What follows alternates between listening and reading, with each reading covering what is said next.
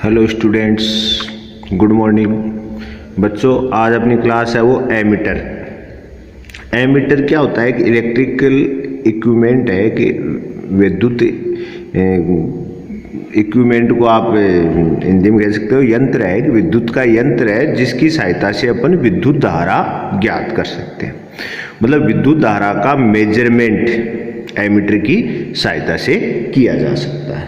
ठीक है, तो सबसे पहली बात तो यही कि एमीटर क्या होता है। तब कहेंगे एमीटर एक उपकरण है या यंत्र है, एक उपकरण है जो कि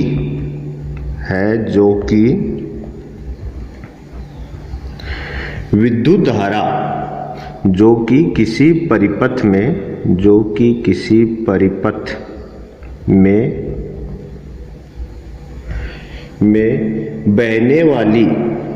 बहने वाली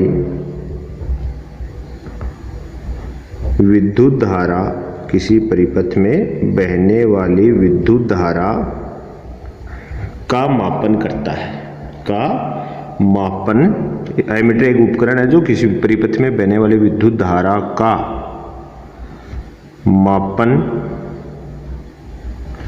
करने के काम में लिया जाता है। ठीक है, ये चीज है भाई। एमीटर का यूज हो गया भाई। एमीटर क्या होता है कि एमीटर एक ऐसा उपकरण है जो किसी भी परिपथ में बहने वाली धारा का मापन करने के काम में आता है, पहली बात। दूसरी बात, मैंने आपको श्रेणी क्रम और समांतर क्रम पढ़ाया था। उस समय बताया था कि श्रेणी क्रम में परिपथ में बहने वाली धारा का मान क्या होता है, एक समान, और समांतर क्रम में क्या होता है, बहने वाली धारा का मान अलग अलग है। अब देखो, एमीटर से यदि आपको परिपथ की धारा मापनी है तो आप भी जानते हो कि अब परिपथ में अगर धाराएं बार बार बदलेंगी तो फिर एमीटर सही मापन कैसे करेगा। तो एमीटर से अगर अपने को विद्युत परिपथ की धारा का सही मापन करना है तो हमेशा एमीटर को परिपथ में श्रेणी क्रम में जोड़ा जाता है। ठीक है, बहुत बार पूछते हैं इस चीज, और नहीं तो आपको कभी मतलब प्रैक्टिकल होगा, वाइवा में पूछ लेते हैं। तो अपन कह सकते हैं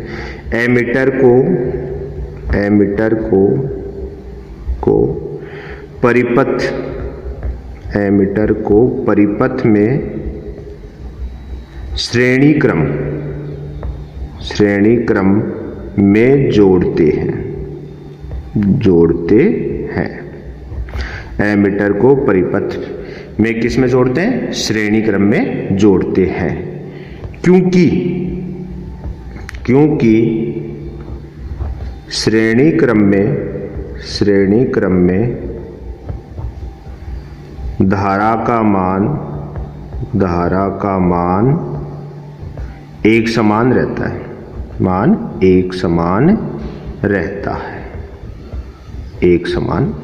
है। इसका ना हमेशा ध्यान रखिएगा, आपका एमीटर है वो सर्किट में हमेशा किस में जुड़ेगा, सीरीज के अंदर, श्रेणी क्रम में। और यूज क्या है इसका, परिपथ में बहने वाली धारा का मापन करने में। ठीक है, अब इसका निर्माण कैसे करते हैं, तो अपन कह सकते हैं कि जो अपना चल कुंडली धारा मापी होता है, चल कुंडली धारा मापी, कोई सा भी काम में ले लो आप। चल कुंडली 2 बताए थे आपको। चल कुंडली धारा मापी चल कुंडली धारा मापी के समांतर क्रम में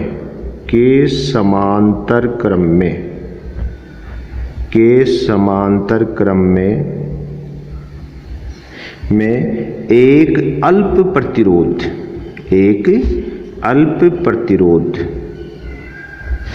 प्रतिरोध जिसका दूसरा नाम होता है शंट प्रतिरोध।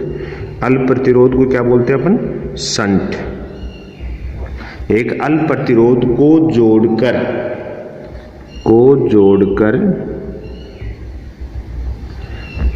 एमीटर का निर्माण किया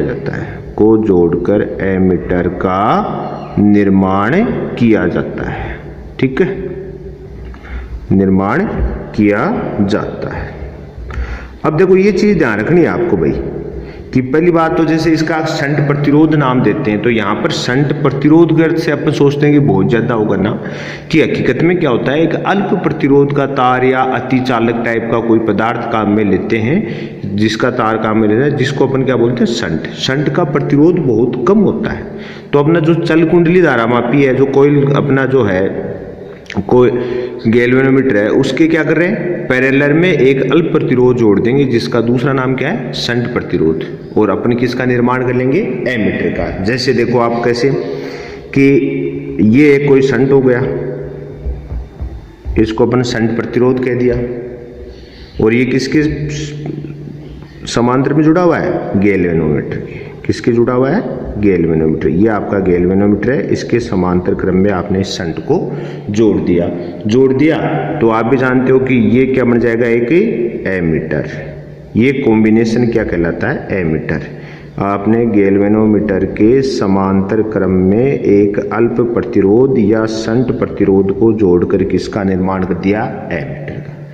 अब जैसे मान लो इस सिरे को अपन मान लेते हैं, यहाँ पर इस सिरे को मान लूँ मैं ए, और इस सिरे को क्या मान लिया, बी।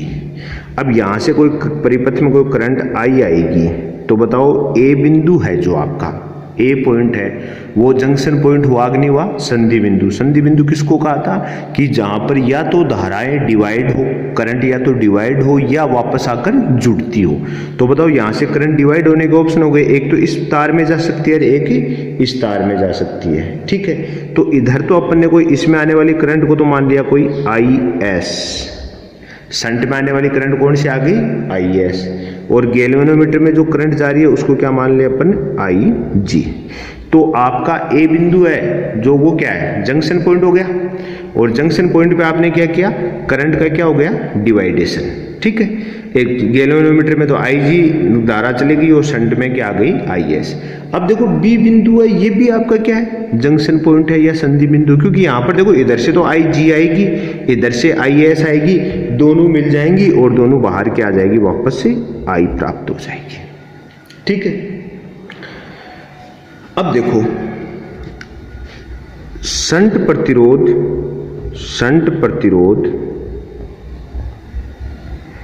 गैल्वेनोमीटर या धारामापी, अंग्रेजी में गैल्वेनोमीटर बोलते हैं, हिंदी में धारामापी। शंट प्रतिरोध गैल्वेनोमीटर के समांतर क्रम में जुड़ा है, समांतर क्रम में जुड़ा है, क्रम में जुड़ा है। तो क्या होगा, देखो पैरेलल में कॉमन क्या चीज होती है, वोल्टेज। समांतर क्रम में समान क्या होता है, विभव होता है। तो हमने कहा शंट प्रतिरोध गैल्वेनोमीटर के समांतर क्रम में जुड़ा है, अतः इनके सिरों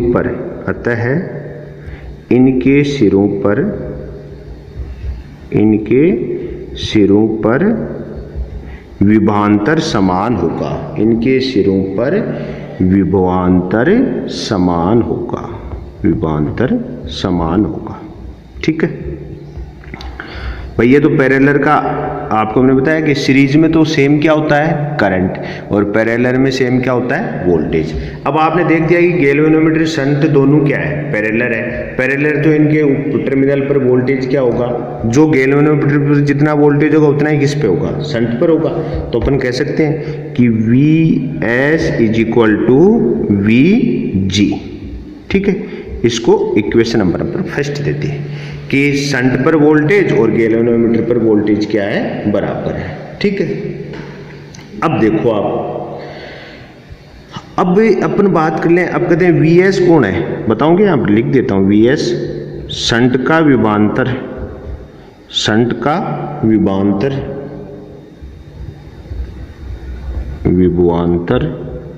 और VG कौन है आपका, गैल्वेनोमीटर का विभवांतर, गैल्वेनोमीटर का विभवांतर। ये दोनों इक्वल होंगे, क्यों, क्योंकि दोनों किस में जुड़े हुए हैं, समांतर क्रम में जुड़े, इस कारण दोनों इक्वल होंगे, ठीक है। अब देखो आप ओम के नियम से अपन याद करें, ओम के नियम से Vs कोमा Vg का मान ज्ञात करने पर कर लो आप, तो क्या होगा Vs इज इक्वल टू, तो क्या हो जाएगा आई एस इंटू कैपिटल एस, और Vg बराबर क्या हो जाएगा आई जी इंटू कैपिटल जी।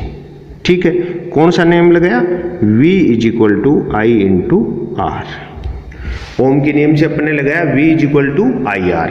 तो देखो इधर देखो आप डायग्राम में, गैल्वेनोमीटर में बहने वाली धारा कौन है, आई जी। गैल्वेनोमीटर का प्रतिरोध क्या मान लिया, कैपिटल जी, तो आई जी इंटू जी।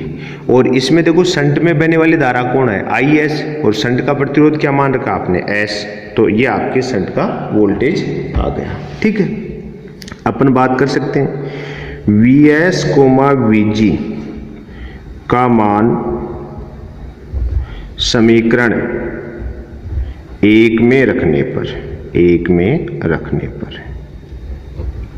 तो रख दें। तो आप भी जानते हो वी एस की वैल्यू क्या ही है, I S into capital S is equal to I G into capital G. इन दोनों की वैल्यू अपन ने आपस में इक्वल रख दी। अब यहां से अपन क्या चाहें, अगर अपन चाहें तो अपन यहां से शंट का मान ज्ञात कर सकते हैं। अब शंट का मान ज्ञात करने के लिए देखो आपको क्या करें, अपन शंट का मान ज्ञात करें तो अपन करें भाई, देखो अपने पास फॉर्मूला क्या है, I S into capital S और इज इक्वल टू क्या हो जाएगा आई जी इंटू कैपिटल जी। अब शंट ज्ञात करना तो अपन लिख सकते हैं इसको, यहां से एक चीज और कर सकते हैं क्या, कि आई एस को अपन क्या लिख सकते हैं, I S is equal to क्या है, आई माइनस आई जी।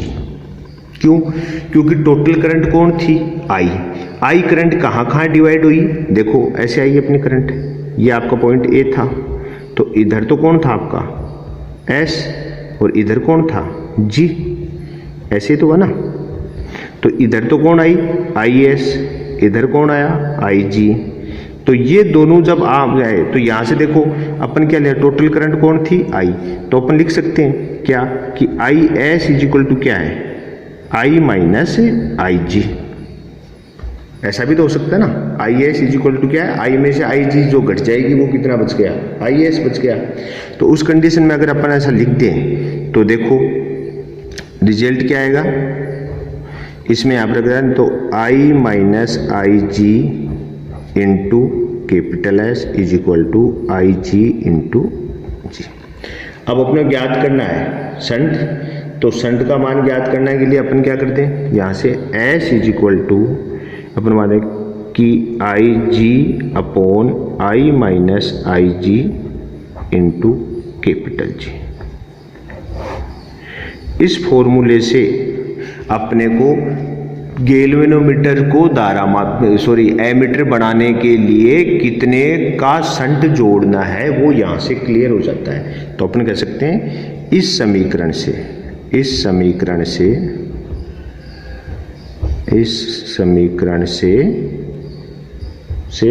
शंट का मान ज्ञात किया जा सकता है, ठीक है। तो ये आपके शंट का मान ज्ञात करना आ गया पहली बात। अगर अपन बात करेंगे एमीटर का कुल प्रतिरोध, तो अपन बात करना चाहेंगे एमीटर का कुल प्रतिरोध कितना होगा, तो वो भी ज्ञात कर सकते हैं। एमीटर का कुल प्रतिरोध, तो कुल प्रतिरोध तो इसमें दो है, एक तो है शंट प्रतिरोध और एक कौन है आपका गैल्वेनोमीटर प्रतिरोध। तो दोनों किस में जुड़े हुए हैं, समांतर क्रम में। जब समांतर में जुड़े तो समांतर में कॉम्बिनेशन में क्या करेंगे अपन, तो 1/R A is equal to 1/कैपिटल G प्लस 1/S, या इसके इक्वल अपन क्या लिख सकते हैं, यह क्या हो जाएगा S plus G into S। तो यहाँ से R A is equal to क्या आ जाएगा, GS upon S plus G।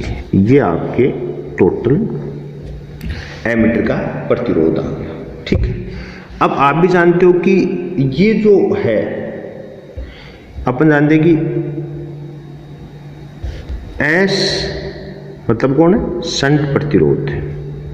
S shunt प्रतिरोध अति अल्प है, अति अल्प है, अतः S plus G is equal to लगभग किसके मान लें, G के मान लें। S प्लस जी को लगभग किसके मान लें, G के मान लें। ठीक है, तो यहां से अतः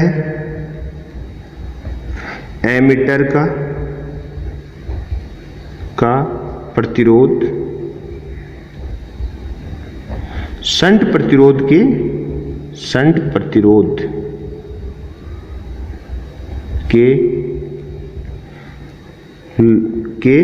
तुल्य होता है। ये चीज अब देखो, अपने को यहाँ पर ज्यादा कोई दिमाग वाली बात नहीं है। अपन ने क्या किया है, अपन ने इतना ही किया है कि जो अपना धारामापी था उस धारामापी में देखो अपन ने क्या किया, हमने कहा कि पहली बात तो कि एमीटर क्या होता है, एमीटर एक ऐसा उपकरण है जो करंट की वैल्यू कैलकुलेट करने के काम में आता है और हमेशा परिपथ में कैसे जुड़ेगा, श्रेणी क्रम में। थर्ड, जोड़ने के लिए आप बनाओगे कैसे, हम कहेंगे धारामापी के समांतर क्रम में क्या जोड़ना है, शंट पर। और शंट क्या होता है, शंट क्या होता है, एक अल्प प्रतिरोध।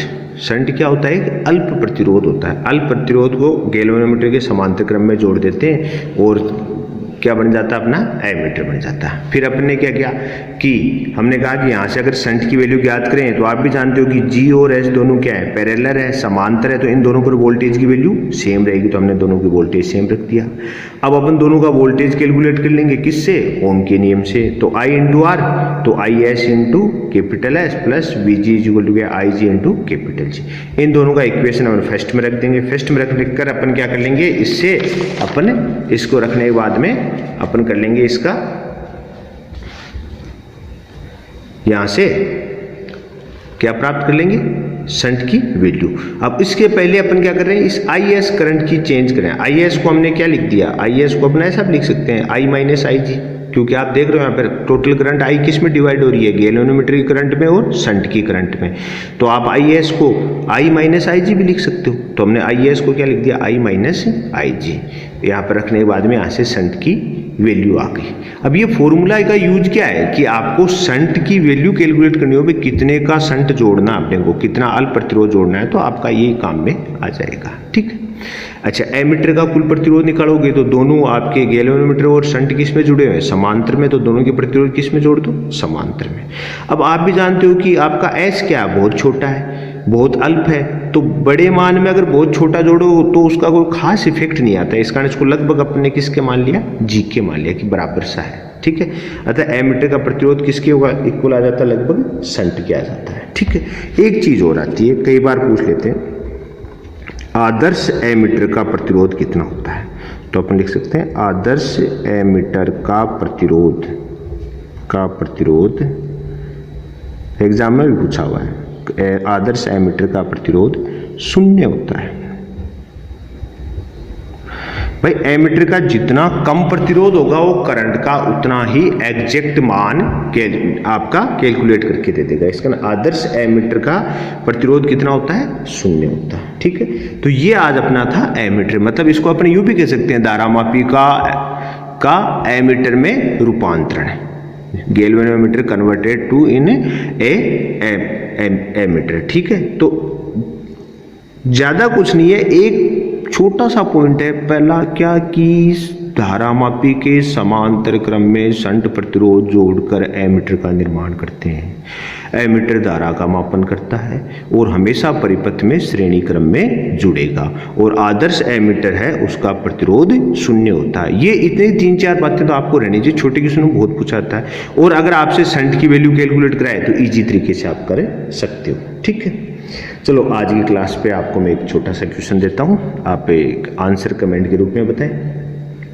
यदि कैपिटल जी प्रतिरोध के धारामापी से, क्वेश्चन क्या है, यदि कैपिटल जी प्रतिरोध के धारामापी से मुख्य धारा की 2% धारा, मुख्य धारा की 2% धारा पूर्ण विक्षेप के लिए आवश्यक हो, 2% धारा पूर्ण विक्षेप के लिए आवश्यक हो तो पार्श्व पथ, पार्श्व का अर्थ क्या हो गया, समांतर, तो समांतर जो पथ है, समांतर में कौन जुड़ता है, संट, कौन जुड़ा हुआ है, संट, पार्श्व पथ मतलब संट का प्रतिरोध होगा, कितना होगा, ए ऑप्शन है capital G upon 50, B option है capital G upon 49, C option है 49 इंटू कैपिटल जी और डी ऑप्शन है 50 इंटू कैपिटल जी। आप इसको सोल्व करके आंसर कमेंट के रूप में बताएं, और क्वेश्चन आपको पता है कि अपनी क्लास पर बेस्ड है, ऐसा आप थोड़ा सा क्लास को अगर ध्यान से देखा है तो आप इजी तरीके से इसको सोल्व करके आंसर कमेंट के रूप में बता देंगे। ठीक है, आज की क्लास इतनी, थैंक्स।